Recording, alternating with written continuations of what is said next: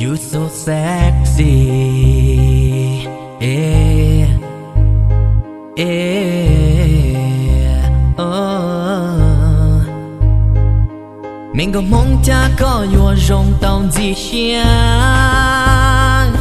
mình có mong cha có lù đuôi yoang gheng gheng, mình có mong cha có yêu rong gạo thiệt thiệt. Sexy lên nó mà do cụ họ kia. Mình có mong có nhà tu gì rong ly cha. Mình có mong có nhà mong lo lo mong mẹ cả. Mình có mong có nhà kịp lo nhà đô la. Hay chỉ đã gạo mong cụ một xua ya. Yeah. Chỉ có khả thang, còn nói những hãy chỉ trang.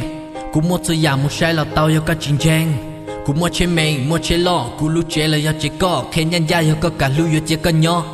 Cú tên mày nhia, tên mày chế, tên mày cú sợ tờ sợ tê. Cú lưu nang cú yếu chế cho có ý lăng yếu tung trê.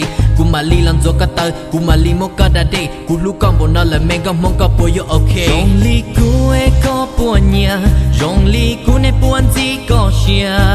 Rong li cú nó bùa ok thia, bùa yếu có sát tài. Nghe lần thái chắc có yếu hay hay. Có sexy ở điên cháu liệp lại.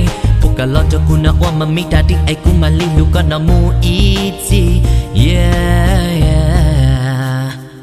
Vì thế cô nhẹ có, cô cho xe những món tan trò. Cô luôn neng, cô cho xe mà cho có lo. Vì thế cô cao quá cho tôi nước quá sexy lên nó. Vì thế cô cao quá cho tôi nước quá xuân địa lo lo. Cô cho xe những chua tan trò, cô cho mình nhẹ dìa. Cho có lành lũ ai lo pin đầu cô nó lo xuân địa. Cô mà li lũ có yêu chỉ phụ con nó ní so kia. Cho qua cô hai ta lo nó chỉ do đa ní do tia tia. Yeah yeah